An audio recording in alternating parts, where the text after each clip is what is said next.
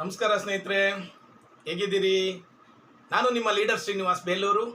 Welcome to leader YouTube channel. My dear friends, ಇವತ್ತೊಂದು ಅತ್ಯುತ್ತಮವಾದ ಮಾಹಿತಿಯನ್ನು ನಿಮಗೆ ತಿಳಿಸಬೇಕು ಅಂತ ನಾನು ಬಯಸಿದ್ದೇನೆ. ದಯಮಾಡಿ ನನ್ನ ಯೂಟ್ಯೂಬ್ ಚಾನಲ್ಗೆ ಸಬ್ಸ್ಕ್ರೈಬ್ ಆಗಿ ಹಾಗೂ ನಿಮ್ಮ ಅನುಭವ ಮತ್ತು ಅನಿಸಿಕೆಗಳನ್ನು ಕಾಮೆಂಟ್ಸ್ ಮೂಲಕ ತಿಳಿಸಿ. ಸ್ನೇಹಿತರೆ, ಕರ್ನಾಟಕದಲ್ಲಿ ರಾಜಕೀಯ ಅನ್ನೋದು ಇವತ್ತು ತುಂಬಿ ತುಳುಕ್ತಾ ಇದೆ. ರಾಜಕಾರಣ ಅಂದರೆ ಜಾತಿನೋ ಅಥವಾ ಜಾತಿಯಲ್ಲಿ ರಾಜಕಾರಣನೋ ಗೊತ್ತಿಲ್ಲ. ರಾಜಕಾರಣ ಅಂದರೆ ಜಾತಿ, ಜಾತಿ ಅಂದರೆ ರಾಜಕಾರಣ ಅನ್ನೋ ಮಟ್ಟಕ್ಕೆ ಬಂದ್ಬಿಟ್ಟಿದೆ. ಈ ಕರ್ನಾಟಕದಲ್ಲಿ ಮುಸ್ಲಿಮ್ಸ್ ಮತ್ತು ಹಿಂದೂಗಳು ಅಂತ ಯೋಚನೆ ಮಾಡ್ತಾರೆ ಒಂದು ಪಕ್ಷದವರು. ಆದರೆ ಇನ್ನೊಂದು ಪಕ್ಷದವರು ಮುಸ್ಲಿಮೇ, ಹಿಂದೂಗಳು, ಕ್ರೈಸ್ತರು, ಜೈನ್ಸು, ಸಿಖ್ಸು, ಪಾರ್ಸೀಸು ಇವೆಲ್ಲರನ್ನು ಒಟ್ಟುಗೂಡಿಸಿ ನಡೆಸಬೇಕು ಅಂತ ಒಂದು ಪಕ್ಷದವರು ಯೋಚನೆ ಮಾಡ್ತಾರೆ. ಹಾಗಾದರೆ ಈ ಮುಸ್ಲಿಮ್ಸ್ ಮತ್ತು ಹಿಂದೂಗಳಲ್ಲಿ ಯಾವ್ಯಾವ ಜಾತಿ ಇದೆ? ಬ್ರಾಹ್ಮಿನ್ಸ್, ಲಿಂಗಾಯಿಟ್ಸ್, ಒಕ್ಕಲಿಗರು, ಹಿಂದುಳಿದವರು, SC/STs ಹೀಗೆ ಹಲವಾರು ಜಾತಿಗಳಿದೆ. ಆ ಜಾತಿಯಲ್ಲಿ ಮತ್ತೆ ಪಂಗಡಗಳು, ಉಪಪಂಗಡಗಳು. ಈ ಎಲ್ಲವನ್ನ ನೆನೆಸ್ಕೊಂಡ್ರೆ ನಮ್ಮ ದೇಶ ಪ್ರಜಾಪ್ರಭುತ್ವವನ್ನು ಉಳಿಸ್ಲಿಕ್ಕೆ ಹಾಗೂ ಸಂವಿಧಾನವನ್ನು ಉಳಿಸ್ಲಿಕ್ಕೆ ಹೋರಾಟ ಮಾಡಬೇಕಾದಂಥ ಪರಿಸ್ಥಿತಿ ನಾವು ಬಂದ್ಬಿಟ್ಟಿದ್ದೀವಿ. ಸ್ನೇಹಿತರೆ,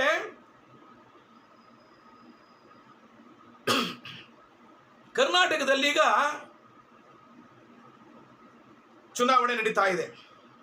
ಈ ಚುನಾವಣೆಯಲ್ಲಿ ಕಾಂಗ್ರೆಸ್ ಮತ್ತು BJP ಮತ್ತು JDS ಈ ಎರಡು ಪಕ್ಷಗಳ ಹೋರಾಟ.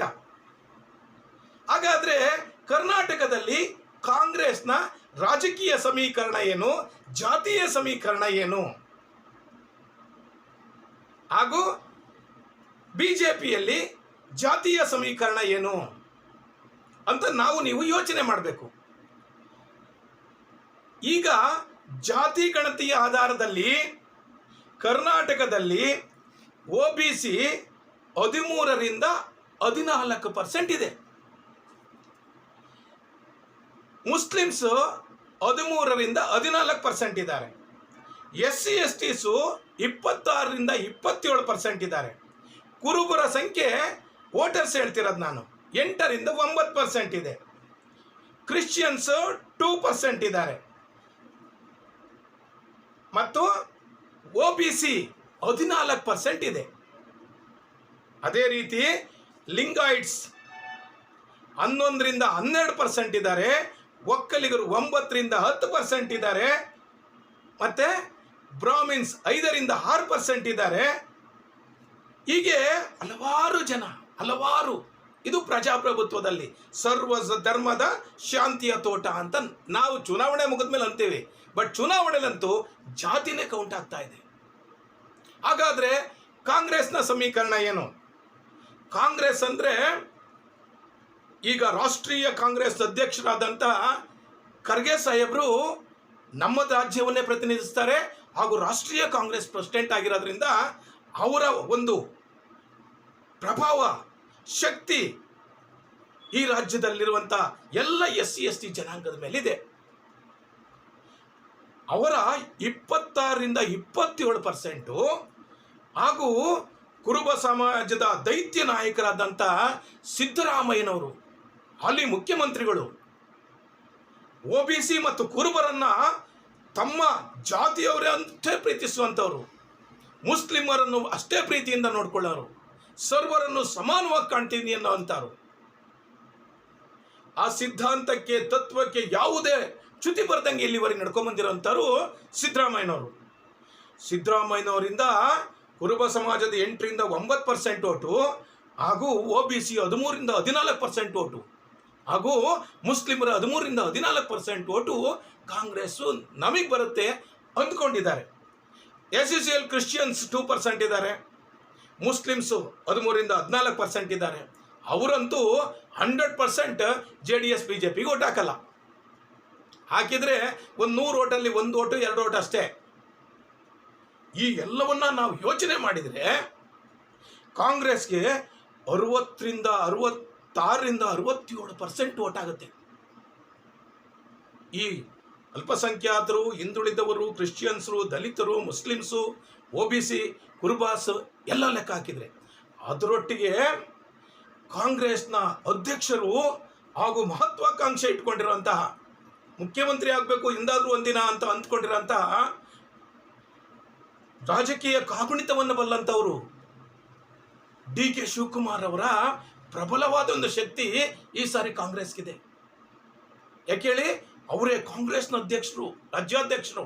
ಹಾಗಾಗಿ ಹಳೆ ಮೈಸೂರು ಪ್ರಾಂತ್ಯದಲ್ಲಿ ಏನಾದರೂ ಮಾಡಿ 50% ಓಟ್ನಾರು ನಾವು ತಗೋಬೇಕು ಅಂದರೆ 7% ಓಟು ಅಂದರೆ ನಿಯರ್ಲಿ 70% ಓಟನ್ನು ಇವರು ಕ್ಯಾಪ್ಚರ್ ಮಾಡಬಹುದು ಅಂದ್ಕೊಂಡಿದ್ದಾರೆ.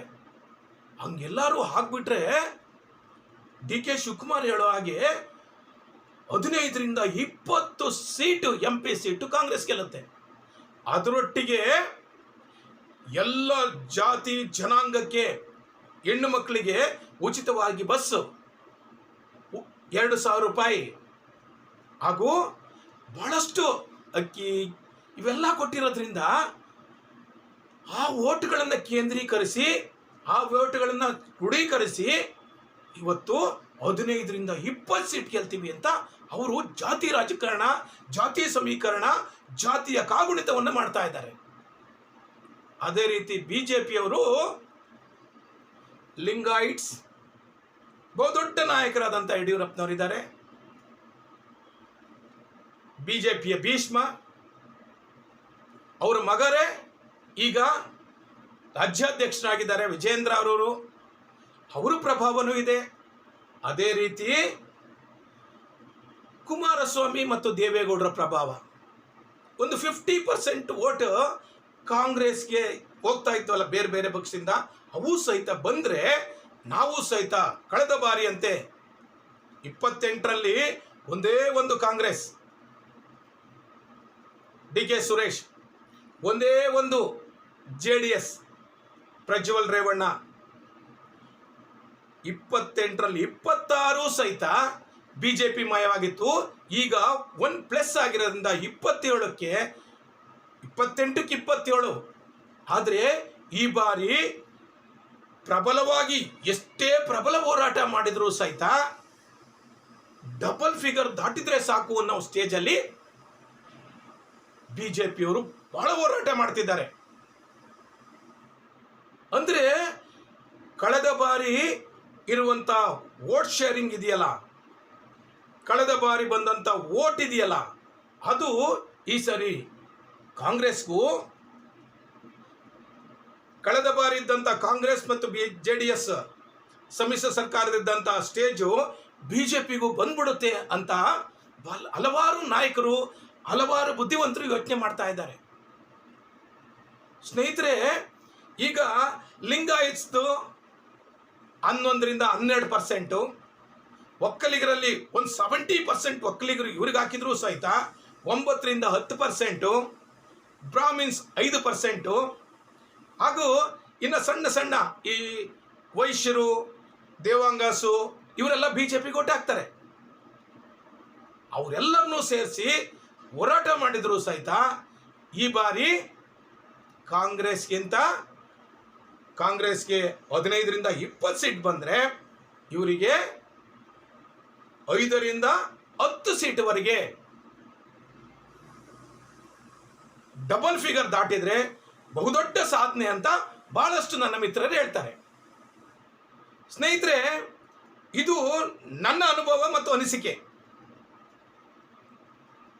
ಈಗ ಹೇಗಾಗಿದ್ದಾರೆ ಅಂತಂದ್ರೆ ಕಾಂಗ್ರೆಸ್ನವರು ಎಲ್ಲರೂ ಸಹಿತ ನಾಯಕರೇ. DK Shivakumar very good leader, Siddaramaiah very powerful leader, Kharge ರಾಷ್ಟ್ರೀಯ ಅಧ್ಯಕ್ಷರು. ಈ ಕಡೆ ನಮ್ಮ ಕುಮಾರಸ್ವಾಮಿ ಅವರು, HD ಕುಮಾರಸ್ವಾಮಿ ಅವರು ಮತ್ತು ಯಡಿಯೂರಪ್ಪನವರು. ಇವರೆಲ್ಲರ ಹೋರಾಟದ ಫಲವಾಗಿ ನಮ್ಮ ಕರ್ನಾಟಕ ಸಂಪೂರ್ಣವಾಗಿ ಜಾತಿಮಯವಾಗಿಬಿಟ್ಟಿದೆ. ಮಾತೆತ್ತಿದ್ರೆ ಜಾತಿ ಜಾತಿ ಜಾತಿ ಧರ್ಮ. ಆದರೆ ನನ್ನ ಪುಟ್ಟ ಆಸೆ ಏನಪ್ಪ ಅಂತ ಹೇಳಿದರೆ, ಸಂವಿಧಾನವೇ ನಮ್ಮ ಧರ್ಮಗ್ರಂಥ ಆಗಬೇಕು, ಬಸವಣ್ಣನ ತತ್ವ ಆದರ್ಶಗಳ ಸಮಾನತೆಯೇ ನಮ್ಮ ಧರ್ಮ ಆಗಬೇಕು ಅಂತ ಯೋಚನೆ ಮಾಡೋರಲ್ಲಿ ನಾನು ಒಬ್ಬ. ನೀವು ಆಗಿದ್ದರೆ ಪ್ರಜಾಪ್ರಭುತ್ವ ಉಳಿಸ್ಬೇಕು, ಸಂವಿಧಾನ ಉಳಿಸ್ಬೇಕು ಅಂತ ನಿಮಗೂ ಒಂದು ಸಣ್ಣ ವಿಚಾರ ಇದ್ದರೆ, ಆಸೆ ಇದ್ದರೆ, ನನಗೆ ಈ ಒಂದು ವಿಡಿಯೋಕ್ಕೊಂದು ಲೈಕ್ ಕೊಡಿ. ಹಾಗೂ ದಯಮಾಡಿ ನನ್ನ ಯೂಟ್ಯೂಬ್ ಚಾನಲ್ಗೆ ಸಬ್ಸ್ಕ್ರೈಬ್ ಆಗಿ ನನ್ನನ್ನು ಮತ್ತು ನನ್ನ ವಿಚಾರಗಳನ್ನು ನಿಮಗೂ ಸಹಿತ ನಿಮ್ಮ ಅನಿಸಿಕೆ ಅಭಿಪ್ರಾಯಗಳಿದ್ದರೆ ಈ ಒಂದು ವಿಡಿಯೋದಲ್ಲಿ ಕಾಮೆಂಟ್ಸ್ ಮಾಡಿ. Thank you very much. ಶರಣಾರ್ಥಿ.